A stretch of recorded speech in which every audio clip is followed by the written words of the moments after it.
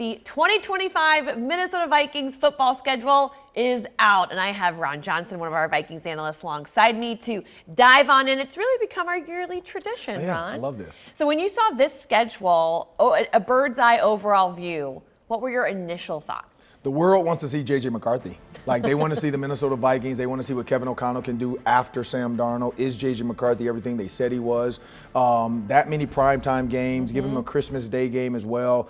And then to open the season primetime, again, I think it's a rookie quarterback or young quarterback kind of movement, moving past the Tom Brady's and the Drew Breeses and the all these other guys. And even Patrick Mahomes, you're moving into Caleb Williams now, the J.J. McCarthy's, the Jordan Loves. And so that's what it felt like when I first saw it. Yeah, there's 7 standalone games in this schedule. Let's take a look at that entire schedule. There is a QR code at the bottom of this because tickets are available, and you're going to want to get a ticket for this year's schedule. It is insanely good. Some great teams the Vikings will be playing, and like I said, 7 standalone games, which means they're the only game on TV at that time. It's crazy. It's crazy. Prime times, there's some holiday games, so we're gonna jump right into that, Ron. What we're gonna do is we're gonna go in thirds. So weeks 1 through 6 is what we're going to start off with. And I want you to take a look at that schedule. We're going to start the season, as you said, Monday Night Football at Chicago, and then the home opener the next Sunday against Atlanta, welcoming in the Falcons on Sunday Night Football. You get a home game against the Bengals before making the first ever trip to Ireland to play the Steelers, staying overseas for that back-to-back international double dip, playing the Browns in London. The Vikings first ever to do all of those things. Before we dive into your game to watch, I want to talk a little about the international games and the ability for the Vikings to play overseas in neutral sites against 2 AFC North teams. How advantageous can that be from a player's perspective? Yeah, I mean, we don't even know the Steelers' quarterback, so that's the first thing. But or the Browns. I mean, it could be Shedeur Sanders' time by the time that you end up in Week 5. But I think the biggest thing, and honestly, Shedeur Sanders is an international, like Deion Sanders, Shedeur Sanders. That might be more the NFL wanting to get TV time and people to watch and pay attention to the Browns. But when you think about those international games, the Vikings have done well overseas. The Vikings know how to travel and get over there. They know how to handle themselves when they're over there. I mean, for families going to Ireland and London, that's a great family trip. Kids that have to go to school, unfortunately, like they can't miss 2 weeks of school. But I mean, some parents probably be like, hey, screw, this is a once in a lifetime opportunity. We're going to spend 2 weeks overseas. For those, and they also don't have to go to Heinz Field or to the Browns. And so, I know some people are saying that's an unfair advantage, but you're still going overseas. But you're right, you don't have a home crowd to deal with. So now it becomes a true neutral site game. So you really only have 7 true road games, and now you technically could end up having 9 home games because Vikings fans travel well and they do have a great international following. Yeah, no, I do. I love the fact that it takes away that home field advantage in 2 of your away games. It's like, it's such an interesting decision. I think it's very exciting. I'll get to why in just a second. To allude to my even the Steelers, though, you're going to probably have more skull chance than terrible towels. You think so? I think so. Well, let's get into your game to watch in this first third. What kind of sticks out to you? Joe Burrow. You got Joe Burrow, Jamar Chase, you got Justin Jefferson and J.J. McCarthy. I mean, Joe Burrow, Justin Jefferson, J.J. McCarthy, and Jamar Chase all played together. But Jamar Chase and Justin Jefferson are 2 of the best NFL wide receivers that we've ever seen. Kind of going back to, Michael Irvin, Jerry Rice and whoever else was in the league at that time. It's Randy Moss and whoever, Terrell Owens. You got that deal. And then the fact that they're friends, the fact that they're gritty, they brought that to the world with LSU. So I think that's going to be a huge one. You might have 2 receivers both trying to get 200 yards that game. And I think that's what the world wants to see. I agree. I couldn't agree more. So I'll take a different route. I'm going to go with the international games. I'm going to start with Ireland. That is my game to watch. I think it's really interesting to be the first of anything. I think that's such a cool thing to have as part of this Vikings organizational legacy. And I do think it's going to be an interesting matchup. Like you said, the Steelers don't really know who their quarterback is right now. J.J. McCarthy will be experiencing his first international start by that time. And so I think it should be really fun.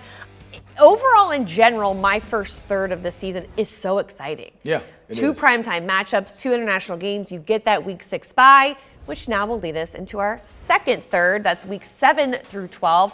Ron, we come out of the bye, and it is immediately a tough schedule. You have the Eagles at home.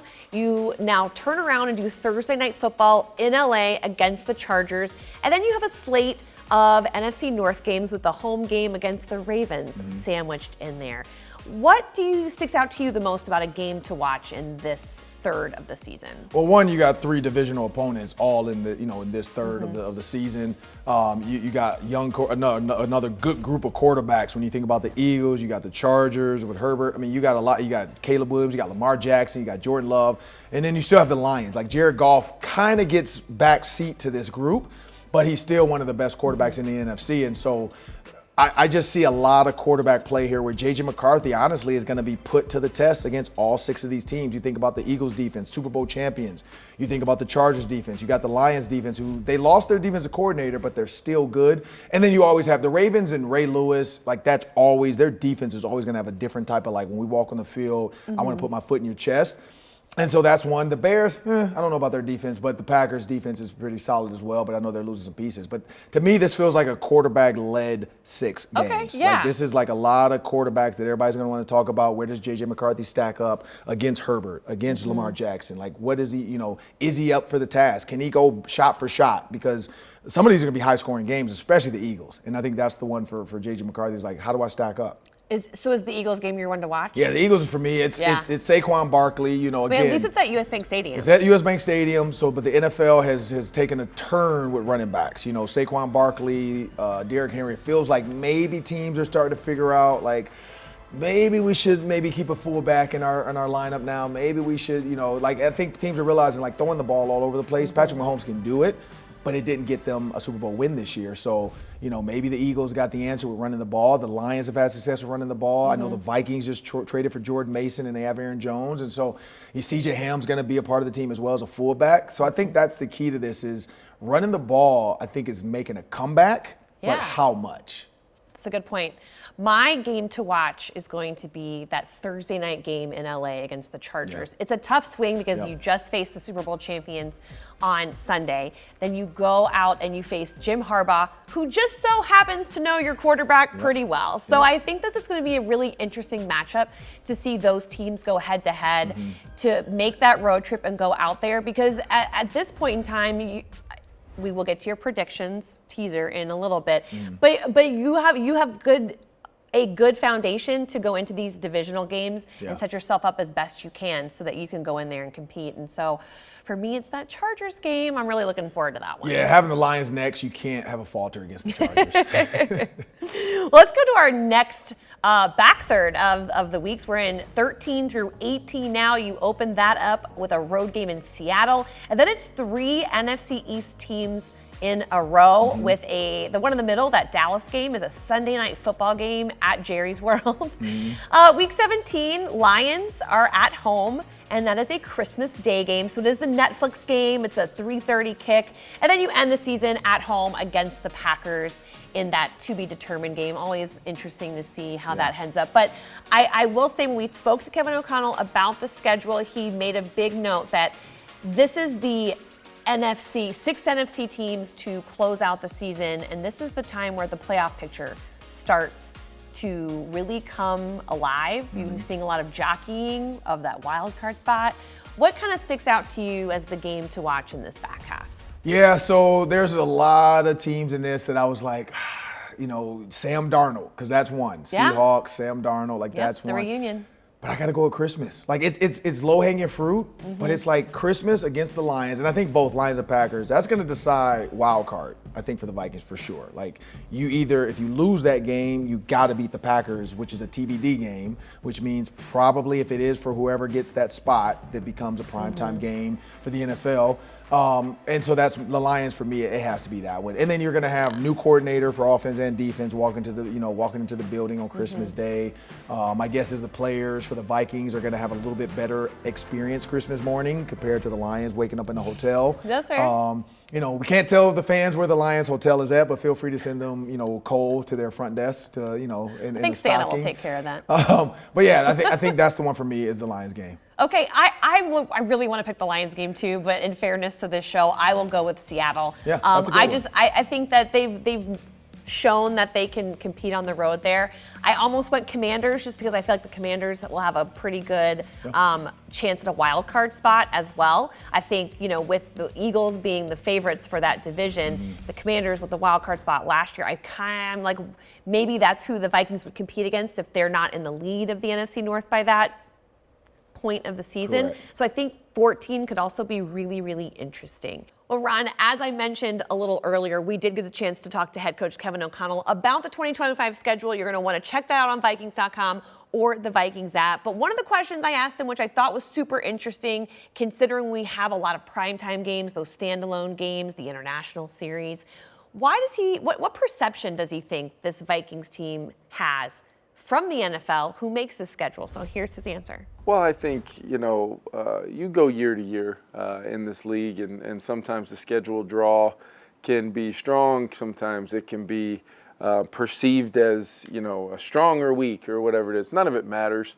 But what I do know is the NFL values the Minnesota Vikings. We're on a lot of different networks. We're standalone games. We're international back-to-back weeks. We've got a Christmas Day game, Netflix, Prime, CBS, Fox, NBC, ESPN, you name it.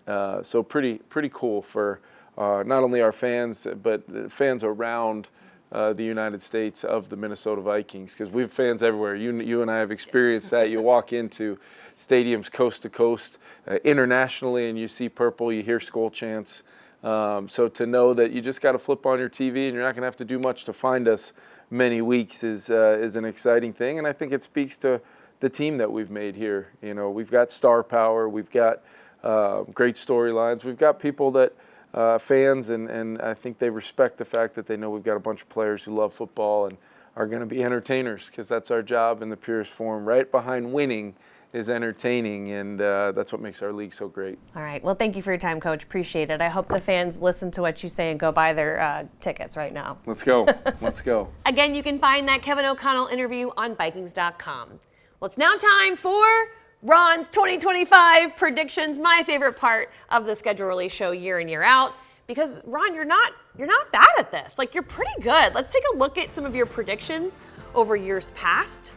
I mean, last year, you undersold it. And so, you know, but you've been pretty spot on. So 2022 I was on. Yeah, you really were. That was your best year. That was my year. So let's see if 2025 can be better than 2022. Who knows? Right. Who knows? I'm struggling. We'll start with week 1, that Monday Night Football contest against Chicago. What you got? I got Vikings win this one. You got 2 young quarterbacks, but I think J.J. McCarthy has a more overall better team. Ben Johnson has taken over as head coach, but I got to give that win to the Vikings. Okay, 1-0. Let's go to week number 2. It's the home opener, Sunday Night Football against the Falcons. Theme of young quarterbacks. I'm going to say win. All right, 2-0. Let's go to week number 3. Vikings host the Bengals. Yeah, this is a toss-up for me. Honestly, this is a coin flip. But you got Joe Burrow, J.J. McCarthy, you got Justin Jefferson, Jamar Chase. But I got to go with the Bengals on this one. I think the Vikings lose this one. Okay, now up next is the international double dip. We'll start out with the Vikings in Dublin against the Steelers. Yeah, I don't know who the quarterback's going to be for the Steelers. It might be Aaron Rodgers, but I got to give them a win over there. They do well overseas, and the Vikings team as a whole seems to travel well. The organization does a great job with it. Well, they faced Aaron Rodgers last time in London as well. There you go. All right, week 5 against the Cleveland Browns at Tottenham Hotspur Stadium. Yeah, you know, I mean, I know Shedeur Sanders might be out there showing the watch off over there, but I got to go with the Vikings on this one. Again, the Browns, you know, Myles Garrett did come baback after threatening to want to get traded and leave, but still, I think overall the Vikings have a better team. So the Vikings and Ron's predictions head into the bye week 4-1. Yeah. Come out of bye and you host the reigning Super Bowl champions, the Philadelphia Eagles, at US Bank Stadium. Yeah, heavy is the head that wears the crown, but the Eagles are still going to be good. They run the ball. You got Saquon Barkley. I got to go with the Eagles on this one. I mean, yes, it's going to be home, but I just think it's a tough run game to stop. So it's a quick turnaround. Thursday Night Football in LA against the Chargers. What you got? Yeah, this one for me, when I looked at Herbert, you know, I was thinking this might be another loss, but I'm going to give him a win on this. Why? Because, again, I think Brian Flores' defense with quarterbacks of his caliber, he hasn't really proven he can get it done in big games. I think Brian Flores can pull this one off. Okay, moving on to the next week, week 9. They return to Ford Field to face the NFC North champs currently, the Detroit Lions. Yeah, you know what? Until you beat them, I'm not going to believe it. So I got to go with the Lions on this. But I think Kevin O'Connell's going to have a turnaround in the red zone. Last year in the red zone, there were some struggles here and there. I think he's going to have a turnaround, and maybe they get the win there, but I'm going to give him a loss on this one. Yeah, always a coin flip for that one, it feels like. All right, week number 10, hosting the Baltimore Ravens. Yeah, this one for me was tough. So this is the difference in like 12 and whatever, 11 wins, whatever. So I got to go with the win, though. I think Brian Flores, when you think about stopping the run, like you said, because I was struggling with this one, you said they beefed up the defensive line this year. So his defense is ready to stop the run with Derrick Henry. So I'm going to give him the win there. Yeah, well, I'm glad I had a little bit of influence on you, Ron. Did. Week 11, hosting the Bears. What you got? I gotta win. I mean, again, Caleb Williams has to make me a believer, and I'm not a believer yet. He is a great talent. He's an awesome athlete. He does a lot, running the ball, throwing from weird throw angles. But again, I think the Vikings they're a better team right now than the Bears. Okay, that divisional slate of games continues with a road game at Lambeau Field in Week 12.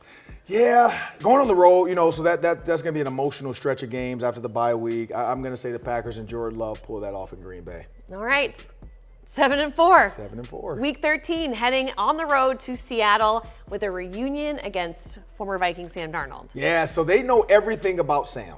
Brian Flores has faced Sam when he's with the Jets, and Brian Flores was with the Patriots. So I think that's going to be the type of game plan he puts in for this game. And Sam Darnold's going to remember that too. Like, hey, I know what Brian Flores wants to do. It's going to be a great matchup. Two big, heavy hitters. Their quarterback, our defense. But I'm going to give it to the Vikings to get the win there. 8-4, heading into Week 14, where you will host Jaden Daniels and the Washington Commanders. Yeah, for all those that don't know, Jaden Daniels' mom is tough, so be careful if you see her walking in the stadium. You cannot do anything to her baby.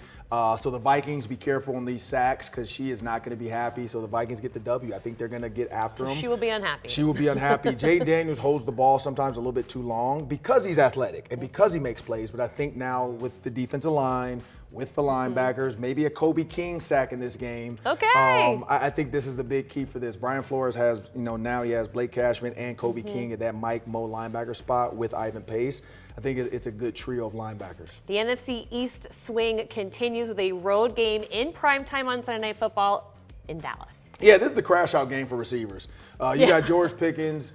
You got CeeDee Lamb. Like, I don't know what might happen. It's going to be emotions running high. You got Justin Jefferson on the other side, Jordan Addison. So this is going to be an emotional receiver type game. But again, with the Vikings looking at, the Cowboys, Giants, Commanders, I got to give them the win there. I think Dallas with Dak Prescott, I'm not sure he's the answer. A lot of people talked about that. They thought they would draft Shedeur Sanders to be his replacement, and they didn't do it. So it is the Dak Prescott show. It's not the Shedeur Sanders show. It's not the Shedeur Sanders show. Even though we keep talking about Week 16 he might not even have a show in Cleveland, so who knows?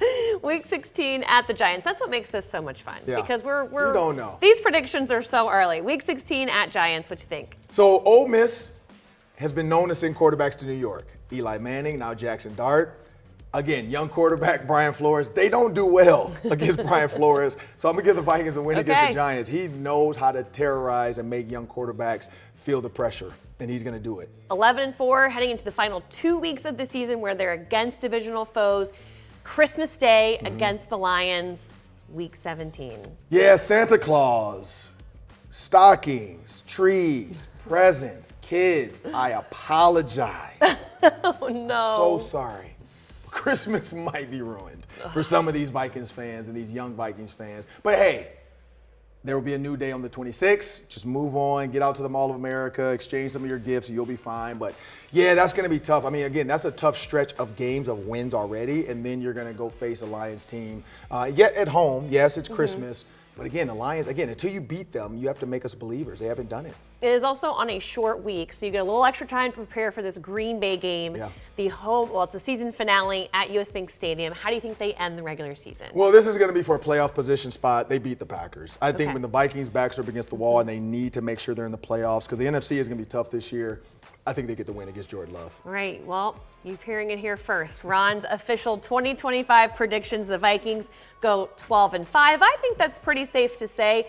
That gets you in the playoffs most times. Yeah. When you think about the number of wins they need, for sure 11 should get them there, but 12 is safe to say, we're in there. All right. Well, thank you, Ron, so much for your insights on the schedule release show.